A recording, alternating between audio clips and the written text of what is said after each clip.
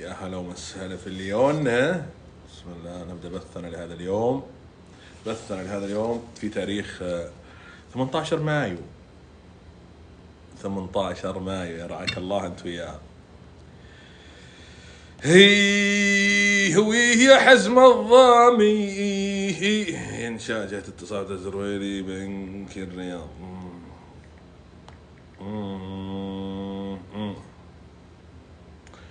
وكيف نخفي حبنا والشوق فاضح فاضح فاضح.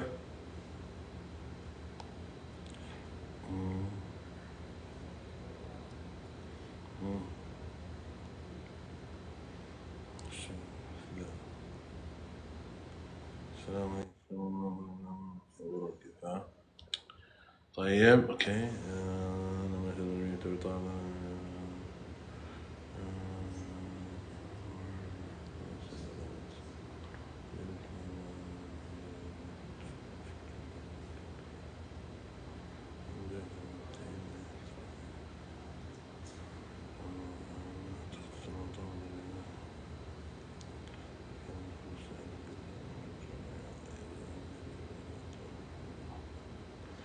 والله خطير. دورات ودورات. طيب اوكي. حياك الله يا حبيبي، اهلا وسهلا. انت تبغى تسوي دورة القدرات، يعني هل معك ترخيص؟ معك شيء يثبت؟ حتى اذا جيت انا بسوي لك الاعلان الناس يعني ممكن تجي تحول لك انا ايش اضمن لي مين انت؟ يعني اثبت لي بالاوراق واثبت لي بالشيء اللي عندك انك فعلا عندك منصة ومعتمدة وانك قادر يعني تستقبل طلبات الناس.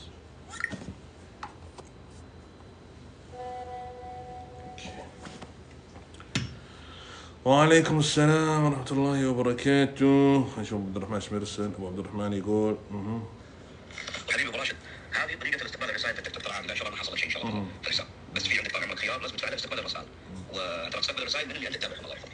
لكن بما ان الناس تجيك طال عمرك زي اللي جيتك كذا بشكل عشوائي ما تستقبل الرسائل من الغريب مثل ما يقول. وانا ممكن انا مرت علي كثير على التيك توك، تم تعليق عندي او اضافه تعليقات على حسابات انا اساسا اصلا نهائيا ما علقت عندهم، فيتم تهجير احيانا الردود، احيانا يتم اضافه تعليقات انت غير مسؤول عنها. مرت علي هذه الامور حتى في حسابي الشخصي، فالله يعيننا واياك يا حبيبنا. يا حبيبي والله.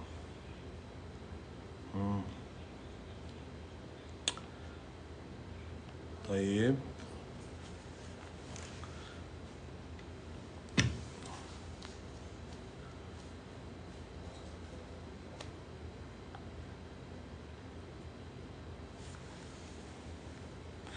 يا هلا وغلا فيكم متابعين الكرام من جميع انحاء هذا الكوكب. يا هلا وغلا فيكم متابعينا من جميع انحاء الكوكب. انا ارحب فيكم واتمنى انكم تكونون دائما بخير صحه وعافيه. ابتسم بسمتك تحييني، بسمتك جعل الله يغنيها. خلنا اشغلها لكم. ابتسم بسمتك تحييني، ابتسم بسمتك تحييني. ابتسم، ابتسم بسمتك تحييني. يلا نشوف. بسمتك تحييني، بسمتك جعل الله يخليها. حبها وتحبها عيني، الله على البسمة وراعيها. ابتسم بسمتك تحييني، بسمتك جعل الله يخليها. أحبها وتحبها عيني، الله على البسمة وراعيها. أعشق طريق لك يوديني. ابتسم بسمتك. الله اسمع. أجمل مشاعر بينك وبيني، حسين الصادق يغذيها بقلبي وينغنيني. كل دنيا ومن فيها. الله يا أخي أقسم بالله بعض القصايد تحس أنها جميلة جدا جدا جدا. هي والله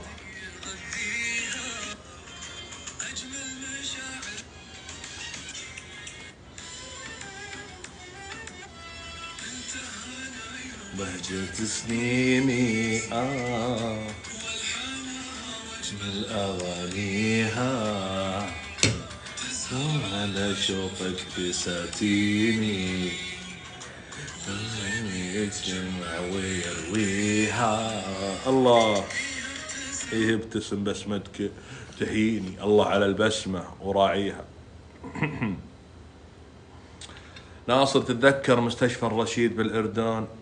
والله يا زلمة شوف هسه انت بتقول اني انا ناسي وانا شاحت، لا والله ما بتذكر يا سلمي. انا بتذكر مش مشفى عمان المركزي، وبتذكر دوار الداخليه، وبتذكر الشركه، وبتذكر شو كمان يا ربي، بتذكر فلافل شو اسمه، في فلافل مطعم عمو ايش شو اسمه بالله، زلطيمو، لا مو زلطيمو يا سلمي، في مطعم للفلافل هذا بالاردن يا زلمه، بيعكت بتجي للمطعم بتلاقي الناس هيك شو اسم المطعم؟ فلافل ايش؟ ذكروني يا شباب، مطعم كذا بعمان، مطعم ايش للفلافل وللحمص، اسمه مطعم ايش يا ربي ذكرني يا ربي، يا ربي اذا بتحبني ذكرني يا ربي. فلافل شو اسمه؟ يلا اكتبوا يا معقول ما في حد راح للعمان. شو اسمه المطعم يا ربي؟ مطعم بعمان للفلافل معروف يا زلمه. شو اسمه المطعم؟ من الزحمه تاخذ انت ورقه انتظار يا جماعه الخير، اقسم بالله ورقه انتظار عشان تدخل المطعم، عشان فلافل ايش معروف يا جماعه الخير، بعد دوار الداخليه بعمان. تخيل ان نروح من عرعر عشان نروح ناكل فلافل بعمان. يا ربي شو اسمه فلافل، لك شو اسمه يا سلمة؟ مو هاشم، شو اسمه؟ ذكروني باسم المطعم. مطعم للفلافل بعمان يا زلمة، عنده فرعين، اسمه كذا هيك غريب. شو اسمه؟ ابو جبارة لك ينصر دينك يا ليان، ينصر دينك يا ليان. مطعم ابو جبارة يا زلمة، يا لك يا زلمة مطعم ابو جبارة، لك مطعم ابو جبارة يخليك تمشي محتار في الحارة يا زلمة. اقسم بالله ما عمري رحت المطعم ابو جبارة الا الدنيا تثلج او الدنيا تمطر، كل ما اجي الاجواء يا الله يا الاجواء، ندخل كذا يجيبوا لك فلافل وحمص كذا، والناس كذا فل الفل يا سلمي. والله حياة جميلة بعمان يا زلمة. رايح عازم حبيبتك، عازمة حبيبك، رايحين انت والعائلة للمطعم، جالسين هيك، تدفع لك 5 دنانير يا سلمة، 25 ريال، تفطر احلى فطور ملكي يا سلمة. قسما بالله اني ما اتمنى الا انه يفتح مطعم ابو جبارة في عرعر. يا ولد الحياة جميلة، لكن الحياة في عمان اقسم بالله العظيم يا اخي شعب متسامح، شعب رائع، شعب بيعطيك شعور جميل ان الحياة لا زالت بخير يا زلمة. معليش ترى ما شفت الكلام، دقيت عليكم واحدة تقول دقيت عليكم ما تردون، لانك محترم جميل، ترى كل شيء الله يسعدكم. ولا وشفت من ضمن الاشياء الجميله اللي والله ما انسى ذاك الموقف، كان في رجل يعني تعطيه عمره مثلا 60 سنه ومعاه ست عمره ايضا 60، شعرهم كله ابيض هيك وجالسين. فيا الله قلت يا رب متى يجي الوقت اللي انا اعيش فيه هذه اللحظات انا وحبيبه قلبي اماني، متى يجي الوقت اللي نشيب فيه انا وامونتي ونجلس الجلسه الجميله الرائعه، لا احد يطالع لنا ولا حد ناقد علينا. يا أخي جميل إنك تصل مع من تحب إلى سن 60. يعني تخيل أنت وزوجتك الآن عندكم أطفال وصح كذا، ترى نتاج الحب الحقيقي إنك بعد 50 سنة حلو، بعد ما تزوجوا أبنائكم وتستقروا كذا تتقاعدون شوي من الأسرة وتحمل المسؤولية، إنك تسافر أنت وزوجتك وتجلسون في مكان رائع، يكون عمرك 60 وهي عمرها 50، يكون عمرك 70 وهي عمرها 60، تجلسون زي الكناري. هنا تصير الحياة لها طعم. هنا لما يصير عمرك 60 سنة وتكون بجنبك امرأة مخلصة عاشت معك كل مراحل حياتك، شافتك بأسوأ احتمالاتك، هنا تحس الحياة لها قيمة. فأنتم اصنعوا لهذه الأيام، أنت يا أختاه يا أخي يا رعاك الله أنت وياه، اصنعوا أنكم تعيشون هذه اللحظة بعد 20 سنة. اصنع لنفسك، يعني مو اصنع، عيش لذاك الوقت. ترى حلو انك تعيش للمستقبل. كيف تعيش للمستقبل؟ انك تثق بالمرأة اللي معك، تثقين بالرجل اللي معك، وتكونون بانين كذا للمستقبل انكم راح تعيشون حياه جميله. صح راشد ولا لا كلامي؟ ماني درر درر درر، كلامي يدرس في لاس فيغاس وغونتنامو جد. فالحياه جميله، استمروا. لا يعني مهما شوفوا، مهما انصدم الانسان من المقربين عنده، مهما خذلتك الحياه، مهما فشلت بالعلاقات، واحد يقول ابتسم عمو، ابتسم مشان اصورك.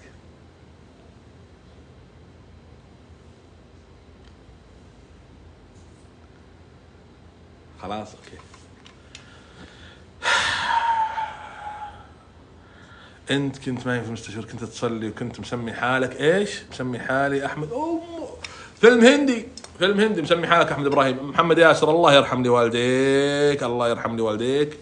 سكوت يا حبيبي سكوت، انت شكلك فاقد الذاكره لما كنت مستشفى الرشيد. الله، وجبت العيد شكلك في مستشفى الرشيد وجايب العيد. ابو راشد مقفل الدعم. ايوه مقفل الدعم يا حبيبي، مقفلين الدعم، نبغى نسولف معكم. دا فاتح البث، ماني جاي ادور دعم، ماني جاي ادور شيء يخسركم وشيء يخليكم جالسين كانكم قاعد تتصدقون علي، ولا واحد جالس يسجل عدد الوردات. والله ابو راشد فتح بث جت 16 ورده وديناصورين ويحسبون وراي. لا تحسب وراي يا ابو، ترى الدنيا ذي ما تسوى يوم انك جالس فاتح عيونك كذا. والله سوى بث البارح جت فلوس يا اخي، جتني فلوس. قل لا اله الا الله. شلون لو تدري بالمبالغ اللي انا اطلعها ولا اللي طلعتها ولا. اتقوا الله بانفسكم، اتقوا الله بانفسكم. حسد وضيقة عين، ولا واحد يقول الله يرزقه الله يسعده، لا شغالين.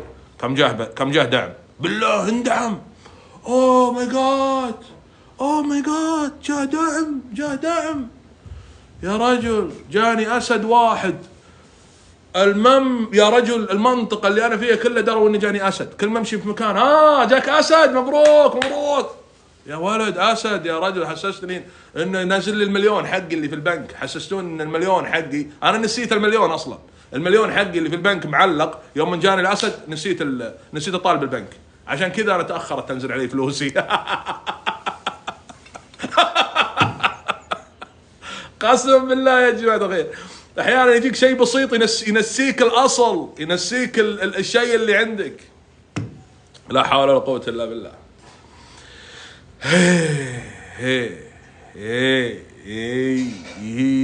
هي حزم الضامي. والله نفسي يجيكم للأردن، والله نفسي يجيكم. طبعا انا من سنوات. هي حزم الضامي. والله نفسي يجيكم للأردن، والله نفسي يجيكم. طبعا انا من سنوات المكان اللي انزل به في الأردن ما انزل الا في موقع واحد، يعني القى نفسي فيه، اللي هو فندق اللو رويال. المكان هذا يا جماعة الخير تحس انك عايش يعني مدينة داخل مدينة. اللو رويال رائع جدا، واجمل ما فيه انك لما تنام احدى يعني الاجنحة الفندقية حقتهم تحس انك معزول عن العالم، لا صوت لا ازعاج. والله جربت فنادق كثيرة، نفس الفندق ذا يا جماعة الخير ما شفت ولا عيني رأت، قسما بالله. اي والله. وفيه زواجات تصير احيانا، زواجات بالفندق احضر معاهم. مره صار زواج عائله آل جحا وآل كنعان، عائله آل جحا وآل كنعان، وادخل معاهم بالزواج وشوف عالم اخر.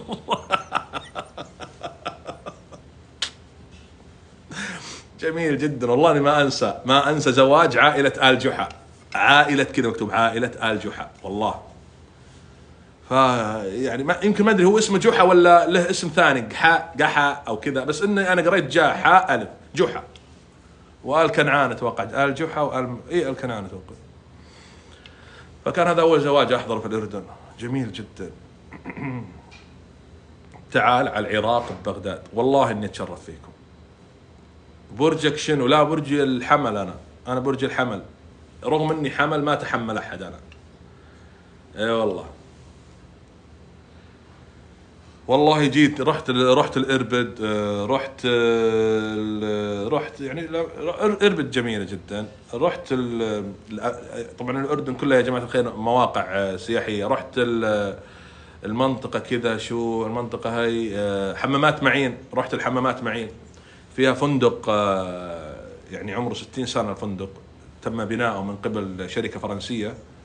جميل الفندق هذا، تدخله في عالم آخر، عالم جميل ورائع. الفندق الفرنسي الموجود في معين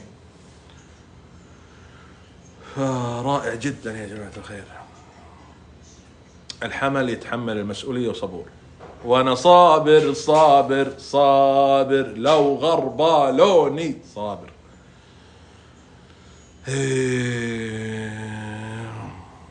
مريم وين مريم؟ اللي يسأل يقول لي مريم وين؟ ليه ما ترد علينا يا جماعة الخير؟ كاتب لكم مريم ويارا حفظهم الله. يجيني واحد يقول مريم متوفية. يا أخي الملافظ ساعد، وين مريم متوفية وأنا قاعد أقول لك حفظها الله؟ خلاص يعني على قيد الحياة بخير وبصحة وعافية، أسأل الله أن يطول بعمرها وأشوفها في أعلى مناصب الحياة. مري شغلي لي المكيف يا بابا، شغلي لي المكيف، بديت أحتر. الوالد دائما يقول لي حزم الضامي. أيوة خلنا نرجع يقول لي حزم الضامي، ودي أعرف وش معنى هذا. قصة إيه حزم الضامي؟ هذا مسلسل يعني أغلب الجيل 90 وال80 شافوه، يعني وجيل 70 و60 شافوه. فكان يطلع واحد يجلس له على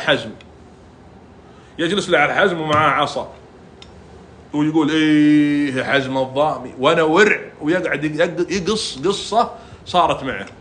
فالمسلسل كله إيه حزم الضامي وأنا ورع. جد جارتنا راحت لأمي، وأمي راحت عند أبوي، وأبوي جاه عند عمي، وعمي عطى أبوي فلوس، وبعدين جدي سرق أخوه، قصص اسمها إيه يا حزم الضامي. فاكتب في محرك البحث إيه حزم الضامي يطلع لك. أتوقع أن اسمه تعرفون أبو صامل، أتوقع أنه اللي يمثل دور إيه حزم الضامي أبو صامل الحقيقي، مطرب فواز، اللي اسمه مطرب فواز. تعال على الموصل، والله اني اتشرف فيكم، اجيكم الموصل واجيكم لاي مكان. اي والله جاد ادور عليك. ابو راشد كول، اسمي محمد بدر بلغة الآت. ايه اوكي محمد بدر، حياك الله. ما هي امنيتك يا ابو راشد؟ يا امنيتي اننا نعيش بسلام. امنيتي ان الكل يتصالح مع نفسه، يتصالح مع الاخرين، نحب بعض، نتمنى الخير لبعض، حب لاخيك كما تحب لنفسك، ان دائما نكون مبسوطين مع بعض، نحاول اننا ما نكون يعني سبب حزن لبعضنا البعض. بس هذا اللي اتمناه.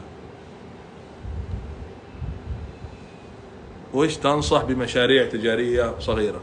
والله انصحك تصير موزع، ما تفتح محل ولا تبلش في التجارة، لأن التجارة سبقوك لها الملايين.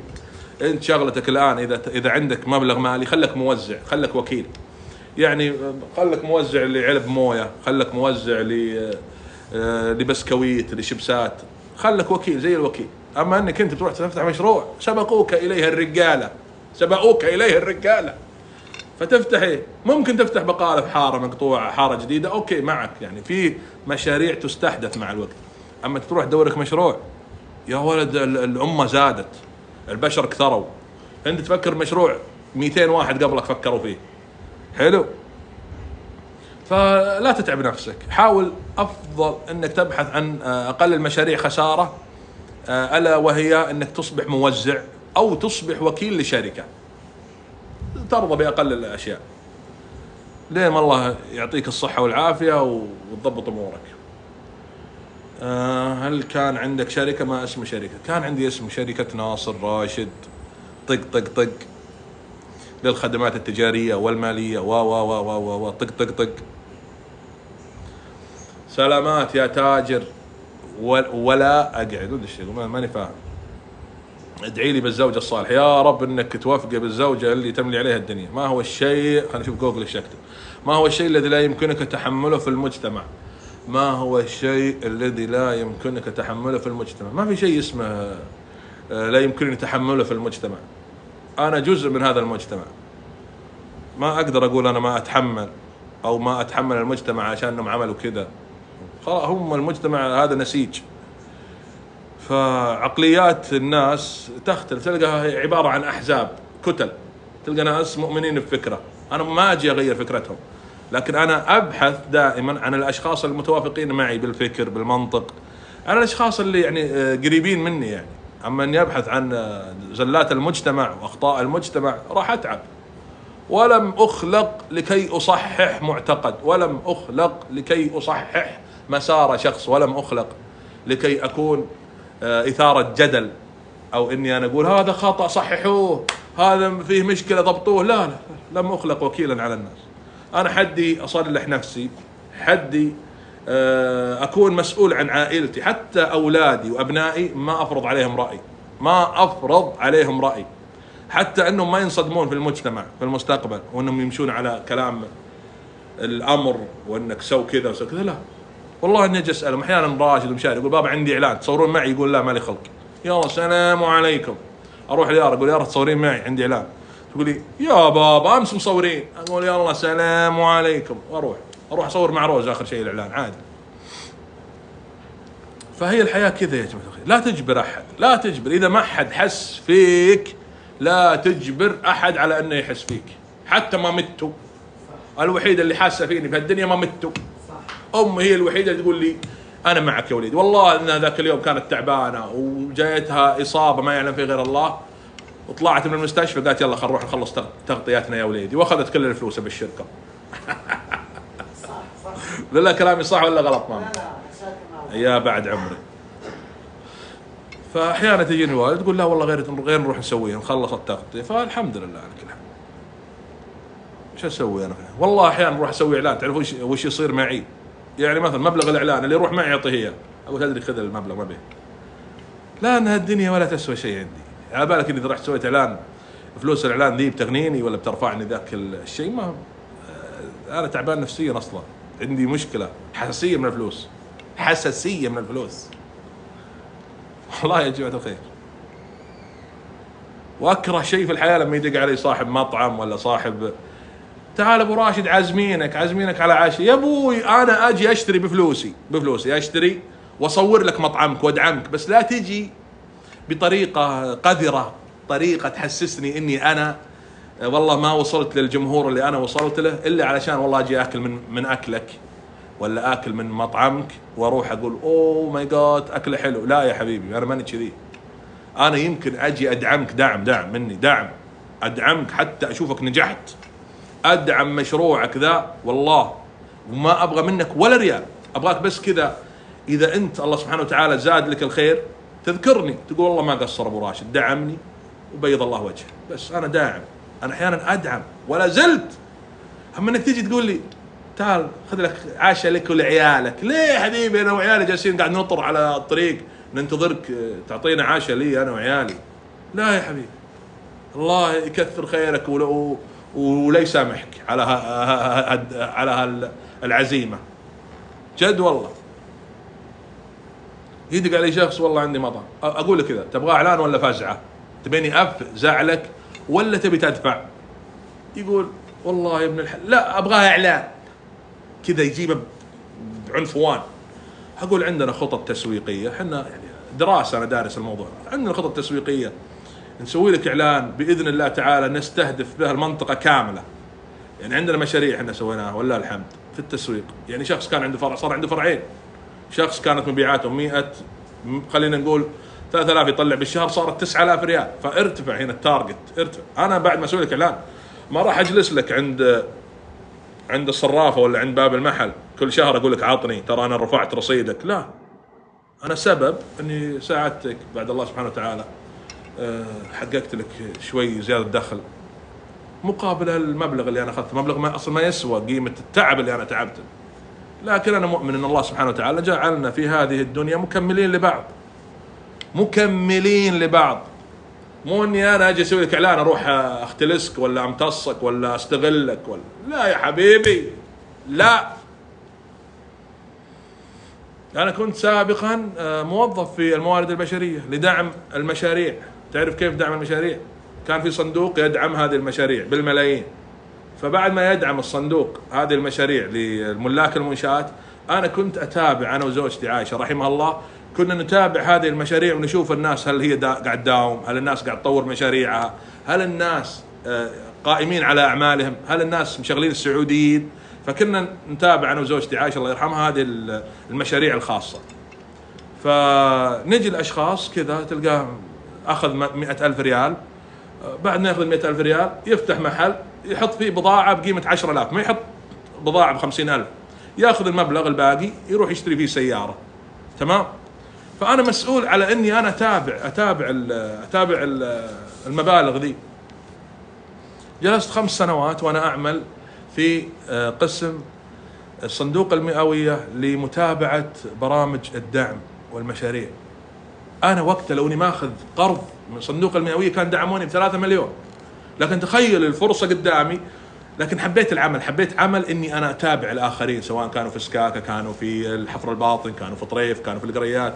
فكنت اتابع مشاريع اللي شخص فاتح له مثلا معهد تمريض، فكنت اتابع المعاهد هذه، اشوف الموظفين والموظفات، اشوف المدارس الخاصه هل المدرسات تنزل رواتبهم كامله. فكان الاغلبيه اختلاس، الاغلبيه من ملاك المنشات سامحهم الله، الدوله تلقاه تعطي الموظف 5,000 ريال، هو ايش يعمل؟ يروح يعطي الموظف 2,000 ريال ويحط 3,000 ريال في جيبه. فهذه المشاكل اللي احنا كنا نواجهها مع ملاك المنشآت حتى نثبت حق هذا الموظف اللي قاعد ياخذون فلوسه. في مديرة مدرسة الله يسامحها كانت تاخذ الصرافات حقت الموظفات، تاخذهم تحطهم بالصندوق عندها، لما ينزل الدعم الحكومي تسحب الدعم الحكومي وتروح تعطي الموظفات 1,000 ريال، يعني مشغله هالمسكينه عندها على 1000 ريال.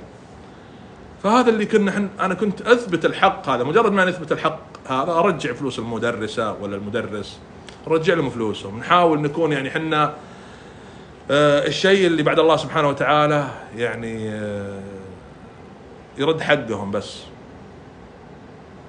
فبعد الحادث اللي صار علي انا وزوجتي الله يرحمها تركت العمل هذا. تركته ليش؟ لانه كان يجمعني بزوجتي الله يرحمها، كنت مبسوط معه، كنا نطلع وندخل. فتركت العمل هذا بناء على انه فقدت جزء من حياتي كانت تشاركني فيه عائشه رحمها الله. بعد ما يعني صار الحادث تركت مجال العمل في متابعه المشاريع وكذا. فهمتوا؟ هذا السبب اللي خلاني انا اترك ويعني انت يعني خلاص صار في منحنى اخر في حياتي.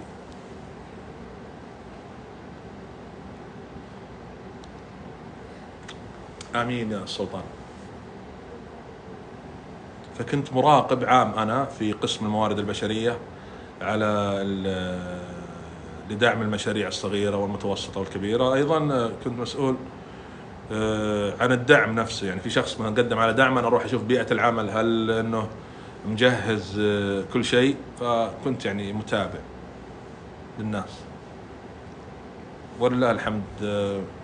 يعني لم يعني ما غرتني الدنيا، رغم الناس اللي حاولت قدر المستطاع انها تغريني او انها ترشيني او انها تلمح لي تلميح، خلنا نعطيك مقابل يعني خلنا نعطيك فلوس مقابل انك تمشي المعامله ذي.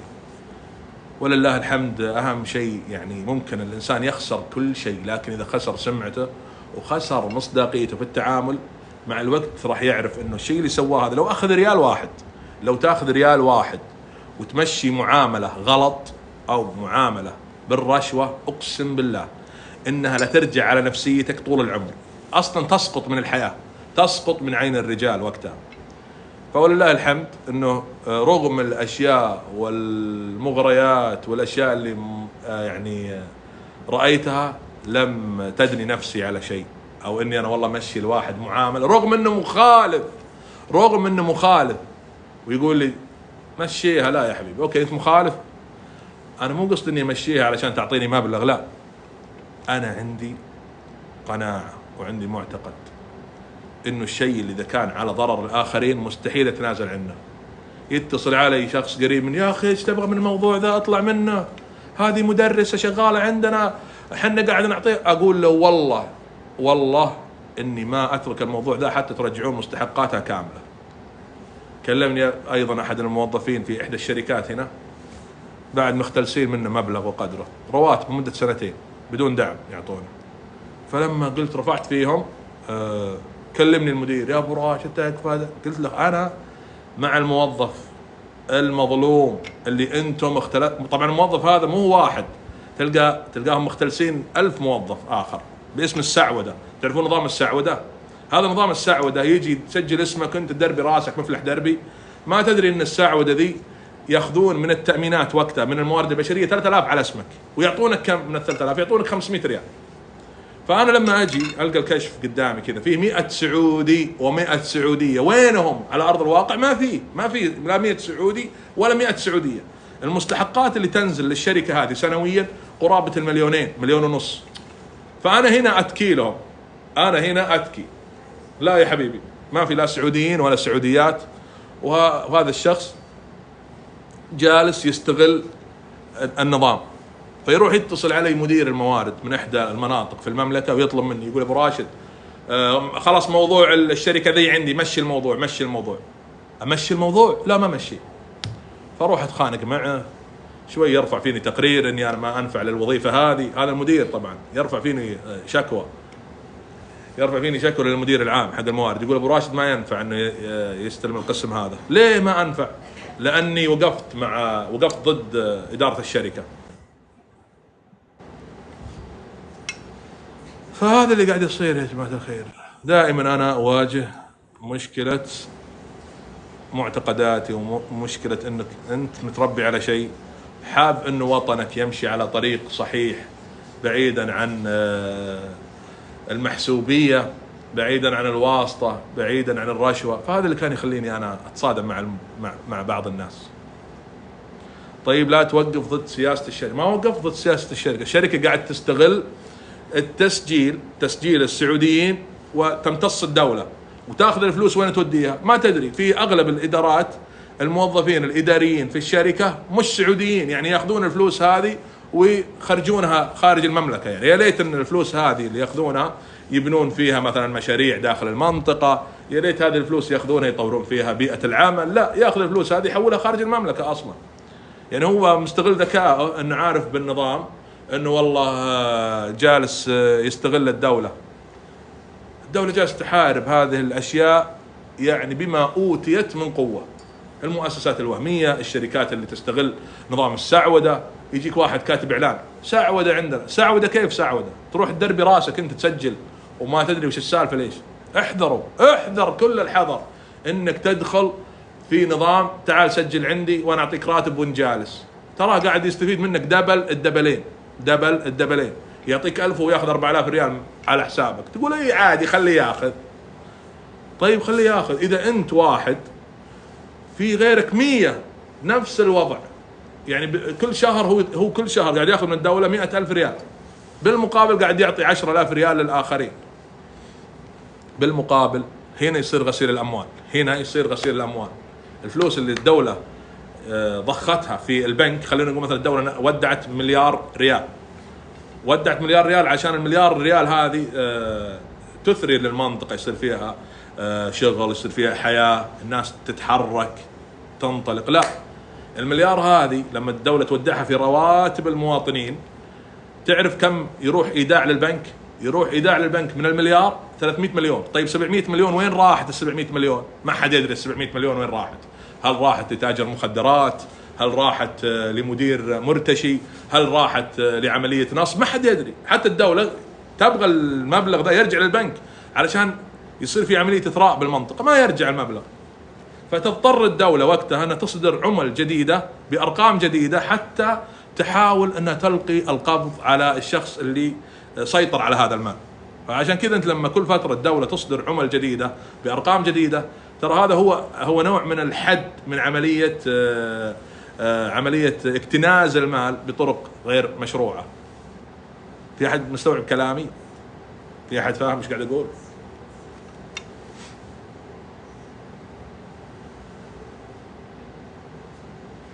أتمنى أن الرسالة تكون وصلت.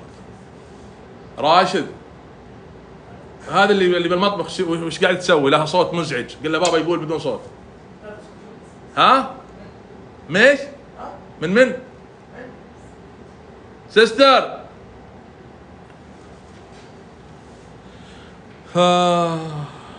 نسأل الله أن يكون في عون يعني القائمين.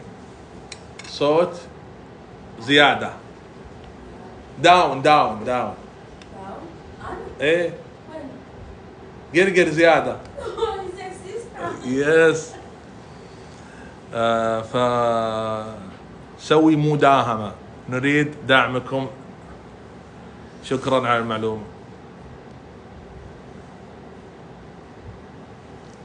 يا هلا وغلا فيكم. وصلنا الآن كم الساعة الآن؟ كم؟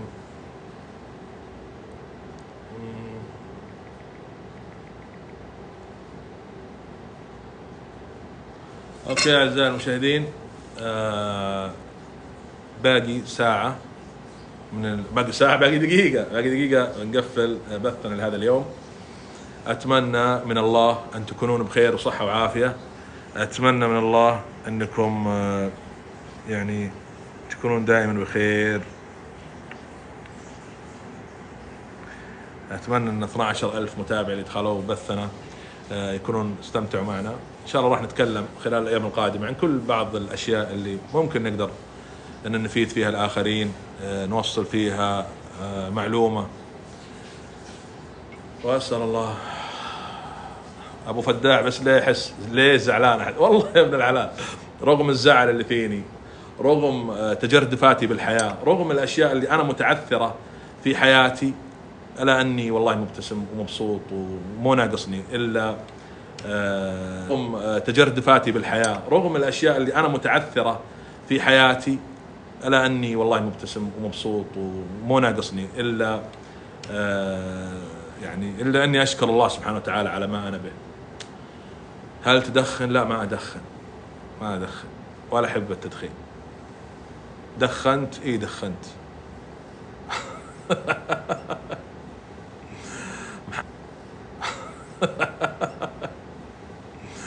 محمد محاسن مصري مقيم حفر الباطن، ابحث عن زوجة ثانية. يا جماعة الخير، عندنا اخ مصري يقول انه محاسب وفي حفر الباطن يبحث عن زوجة، يعني شايفني خطابة مثلا أنا. الله يرزقك ان شاء الله، بس اذا تبغانا نزوجك جيب لنا تقرير من زوجتك انها موافقة ان نزوجك. كان هذا كل ما لدي اعزائي المشاهدين، اعزائي المتواجدين الان. حللتم سهلا ووطأتم مهلا. تقبلوا تحياتي، وإن شاء الله سوف نلتقي بكم مرة أخرى خلال الساعات القادمة. لا تنسون الاشتراك في قناتي، لا تنسون دعما منكم وتعاونا منكم انكم تدخلون لاخر 5 مقاطع، تسوون لها لايك، تسوون حركة السبلاور، تدعموني في اقل الاشياء لديكم. استودعكم الله والى اللقاء.